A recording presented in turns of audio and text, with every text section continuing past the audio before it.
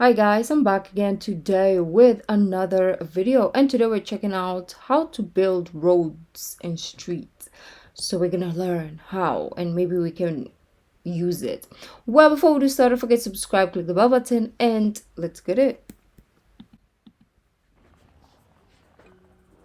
The Netherlands. This small European country has earned a well-deserved reputation for its exceptional street design, and particularly the bicycle infrastructure. There are bike lanes on all major car routes, a whole parallel network of bicycle paths, and great parking facilities. All this excellent cycling infrastructure is not just limited to cities, it extends seamlessly to the countryside. That's why more than a quarter of all trips are made by bicycle, making it the #1 cycling nation in the world. Anybody visiting the Netherlands for the first time will be blown away by the number of bikes everywhere.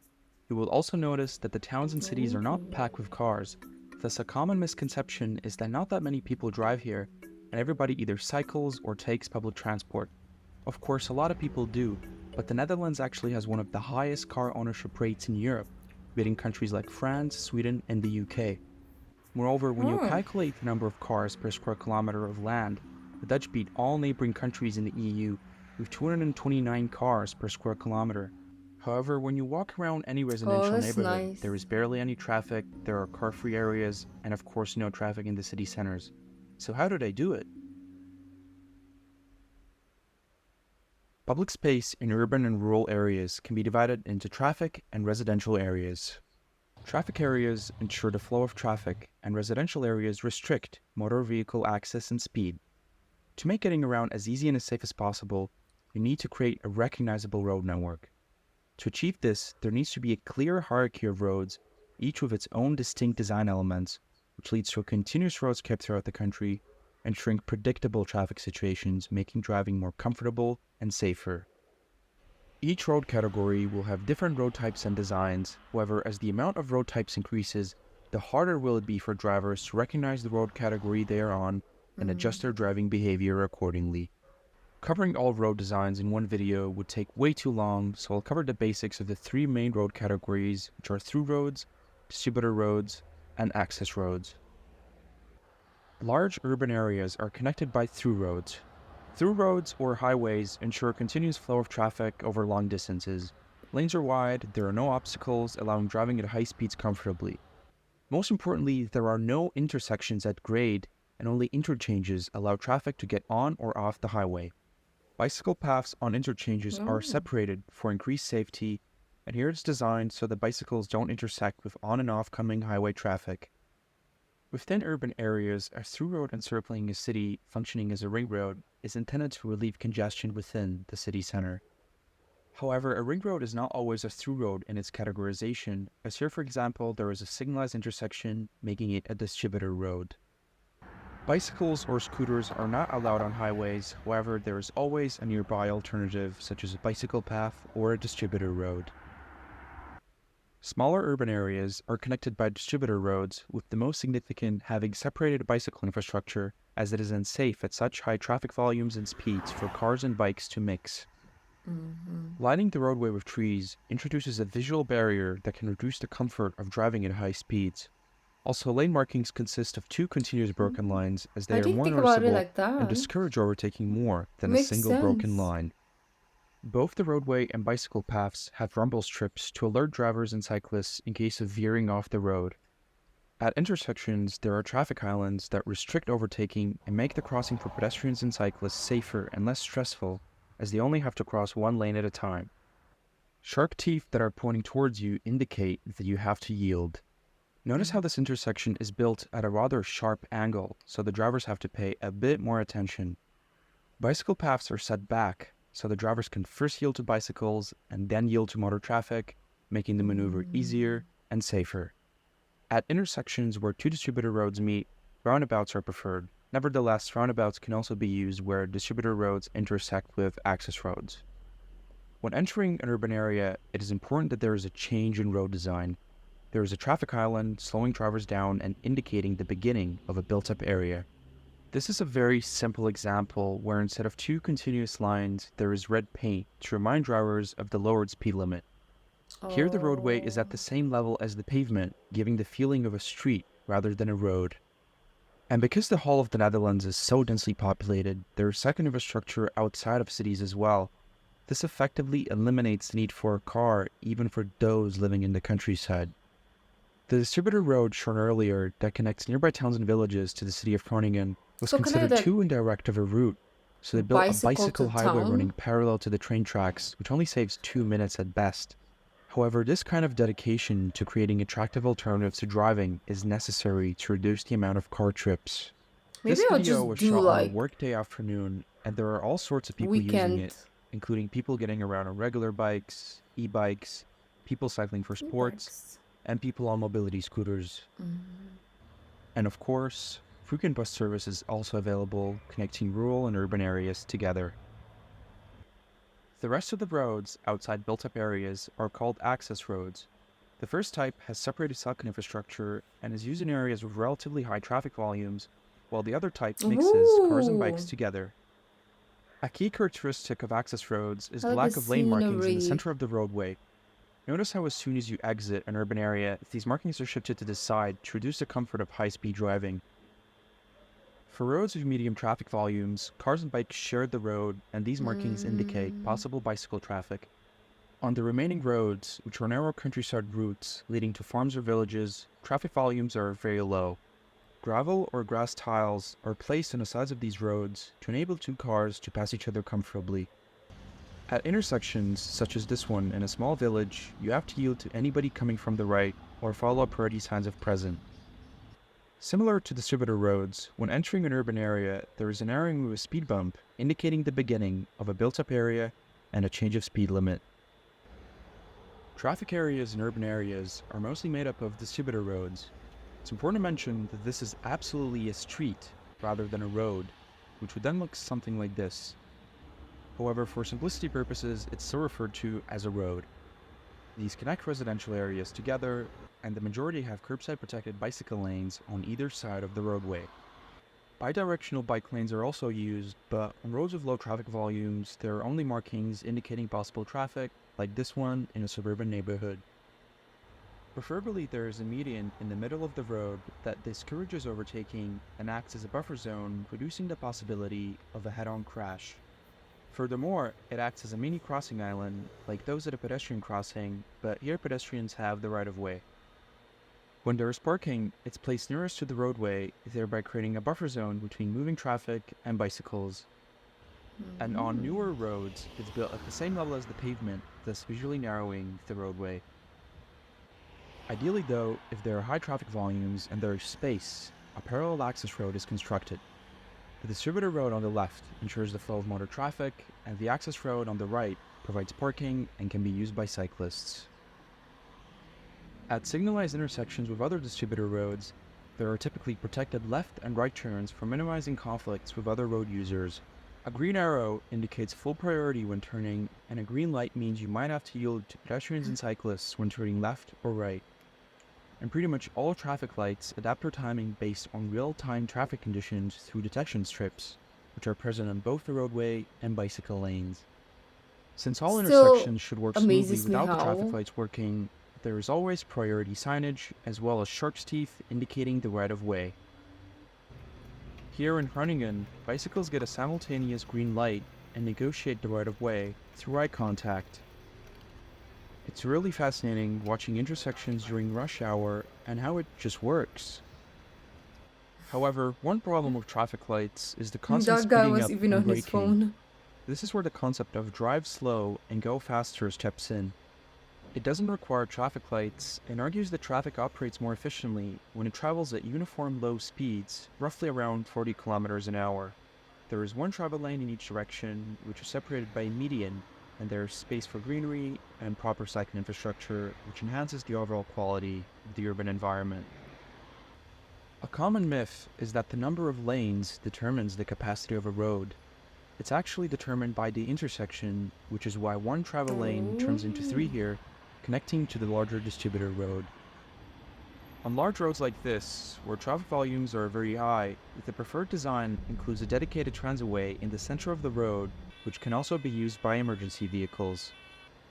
The necessity for a bus lane on both sides of a road, or throughout its entire KFC. length, can vary What based is on the this? specific route and prevailing traffic volumes. This road has a bus lane on either side of the road. However, a Mm. kilometer away, the street profile changes. There are one-way access roads parallel to the distributor road, which doesn't have two bus lanes anymore. At the intersection, there is a bus stop, which also acts as a short bus lane, and the detection strips enable the bus to get a head start before the rest of the traffic gets a green light. Fully separate transitways are also built where motor traffic is not allowed. This even includes transit-only bridges in a city with a population of 200,000 people. Finally, we will look at access roads in urban areas which are typically linked to a distributor road through an unsignalized intersection. Roundabouts are also used with both distributor and access roads, but I will cover them in detail in a future video. At unsignalized intersections, there are traffic islands for improving safety, and intersections can be slightly raised to make drivers slow down and pay attention. The road is relatively narrow and doesn't have lane markings in the middle to make drivers go the speed limit. There is a bidirectional bicycle path on the right side, however pedestrians don't get a priority crossing. When traffic needs to cross a bike lane, it's preferably set back. This arrangement maximizes visibility for the driver and provides a waiting space, ensuring separate yielding for bicycles and motor traffic. The best practice, though, is to use a continuous pavement or exit construction as it's called in Dutch. There are two types of exit constructions. The first is constructed based on the destination criterion, providing access to private properties with a subtle design. The second is built according to the construction criterion, using beveled curbs and serves as a gateway to a residential area. In both cases, the pavement and the bike lane remain uninterrupted, indicating that pedestrians and cyclists have the right of way. The beveled curbs function as speed bumps, signaling to drivers that they are entering a residential area with a different road category. Access roads are a part of a 30 km/h zone where the local resident is put first and motor traffic is of secondary importance. Look how the speed limit and parking restrictions are nearly integrated into one sign. Parking is only permitted in designated spaces, which eliminates the need for signage everywhere. Here parking needs to be paid for and is done with a single sign indicating a paid parking zone and another sign with detailed restrictions. In general, traffic signs are quite small and designed to avoid visual pollution on the streets. Certain signage, such as directions to the nearest parking meter, are integrated into the pavement. And cars equipped with 360-degree cameras automatically detect whether a parked car has paid for parking or possesses a valid permit. If a What? bicycle has been left unattended for an extended period of time, it first gets a warning and later gets taken away to prevent overcluttering of abandoned bikes. What I Interesting. found really So if interesting I go on vacation somewhere, like let's say I go away for a long time, I don't know how long he said. Um, then they'll take it away. Can I like go get it when I get back, or is it better to maybe I think if you know you're going somewhere, it's better to bring it in your house, right? Or paid parking. I don't know. Let me know in the comments. when there is nowhere else to park, it is entirely acceptable for drivers to block the way for other cars when loading or unloading. People here do not mind waiting a minute or two instead of aggressively yelling, honking, or driving on the pavement. Access roads are preferably made of brick to remind drivers that they are in a residential area and to keep vehicle speeds low. Additionally, a variety of traffic calming measures are implemented, such as chicanes and speed bumps, which are mostly made in a way that you can go over them smoothly when going the speed limit. The same is done at intersections, which prevents unnecessary speeding up and abrupt braking throughout a neighborhood. And at intersections, the person coming from the right gets priority. This arrangement is probably the most simple yet the most effective way of making everybody pay attention and keep vehicle speeds low. If priority is necessary, an exit construction can still be used. This is most often implemented on small main streets in residential areas that provide access to other streets, most of which are intentionally designed one way for cars to prevent drivers from using them as shortcuts and instead make use of distributor roads. This makes a peaceful living environment for the residents as it reduces the flow of traffic through residential neighborhoods. Another way of restricting traffic is the concept of filtered permeability.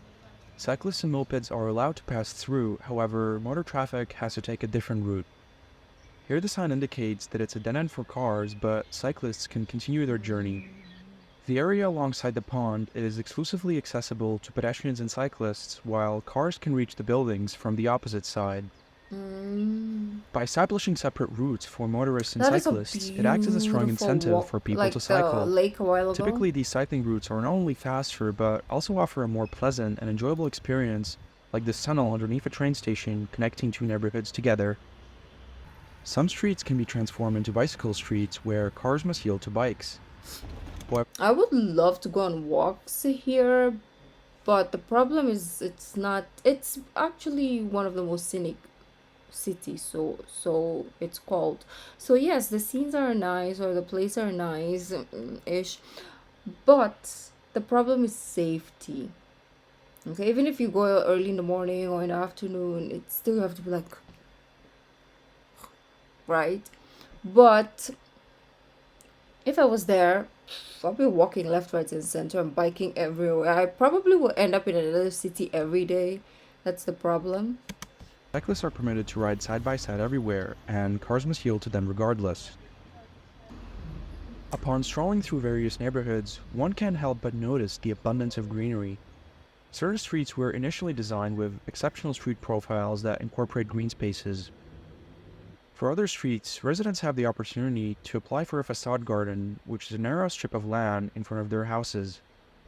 There are no costs associated with this. Municipal workers will remove tiles from the pavement and fill them with soil, provided that the owner agrees to maintain the garden. Residents are also permitted to grow climbing plants, and furthermore, you can apply to take care of a flower bed around a tree and receive planting advice. And since Oh. the streets are already quite appealing, people are even more motivated to decorate them with their own flower pots and decorations. This collective effort contributes to the development of better neighborhoods for themselves and their fellow residents, fostering a stronger sense of community. So, arguably, the most pleasant living environments can be found in home zones or woonurfs. The pavement and the roadway are at the same level, and it's clear that you shouldn't drive fast here. This is why speed bumps are typically considered a last resort for traffic calming, as the road design itself should convey the need for slower speeds. Here the parking is put perpendicular to the road and changes directions, creating a chicane effect and keeping vehicle speeds low. Home zones are truly remarkable places to live in. These areas typically have a lot of greenery and offer spaces for relaxation. And if you want, you can even play table tennis. Studies have shown that Dutch children are the happiest in the world. People here understand that playing outside for children must start right outside their front door. This way, they can slowly build up knowledge of their surroundings, start traveling on their own, and Oh. start becoming independent. Also, you will find permanent car-free areas, creating beautiful living environments. However, all types of buildings at some point may require access for emergency or delivery purposes. This is why a car-light approach is often preferred over completely car-free areas, striking a balance between accessibility and creating appealing spaces. This is the case for city centers, which are still accessible by car. However, there is not that much on-street parking, and squares and plazas are usually pedestrianized. The majority of parked cars you'll encounter are delivery vehicles, and they must adhere to specific timeframes for making their deliveries. This scheduling helps Oh, reduce the really? clutter of parked delivery vehicles throughout the entire day. This is That's one of the central smart, squares in the actually. city, serving as a market on some days. It used to be a parking lot, and this image has been floating around the internet, praising the removal of parking. Unfortunately, this is a terrible example, as right around the corner, several buildings had to be knocked down to make room for a parking garage. A better example is, of course, underground parking garages, where the majority of on-street parking gets relocated. The same for bicycles. There can be quite a bit of them, and there are restrictions for bicycle parking in some areas, which encourages the use of bicycle parking garages. To keep through traffic out of the inner city, Groningen in the late 70s implemented a traffic circulation plan, dividing the city center into 4 sectors and establishing one-way streets. Despite facing strong criticism initially from shopkeepers, these changes ultimately led to a more vibrant inner city, and of course, attracted plenty of visitors. It is important to note that no street is ever complete. The Dutch constantly monitor traffic flows and look for possible improvements. The Netherlands serves as a brilliant example of effective road and street design, showcasing a strong commitment to safety, sustainability, and the well-being of its citizens. They have achieved an impressive balance between motorized and non-motorized transportation. This raises the question, how long will it take for the rest of the world to follow? Thank you for watching. If you Maybe enjoyed the not in my video, please be lifetime. sure to leave a like and don't forget to subscribe for more videos about creating better urban environments. Oh, this was really nice. I felt like his voice was really calming, and it was just like a very like slow paced video. I wasn't like super relaxed. I was swaying the entire video because it was just relaxing me. The scenery, his voice, it was just even the audio, everything was just so peaceful. And then it reminded me of like the walking tours, because I like to watch that when I sleep. Walking tours, I don't necessarily like, it depends where it is, or it depends on the audio of the video, but some of them are very noisy, so I just like mute it, and then just watch without the audio. But sometimes if the audio is like super like chill and calming, then I would watch it with the audio. That's like my sleeping video that I like to, one of my favorite video to watch, so that will like put me to sleep, right? You know how you have those, I don't know if it's just me, but I have videos where I watch and I'm just like I start dozing off, because it's like 3 hour video of just somebody walking around and showing you a city, and I just watch it, and then 5 minutes later I'm just like, and then probably like 15 minutes later I'll wake up and I'll just see a part of the video, and then I go back to sleep. And then when I wake up I'm like, whoa, I think I watched this video, but I just remember bits and pieces. What is my English? But anyways, let me know, what is the weird video you watch to fall asleep, or you just like hit the bed and then you're gone. But anyways, this was a really nice, that's a beautiful place, Netherlands. Beauty. Well, thank you guys for joining. I'll see you in the next video, which is tomorrow. Bye.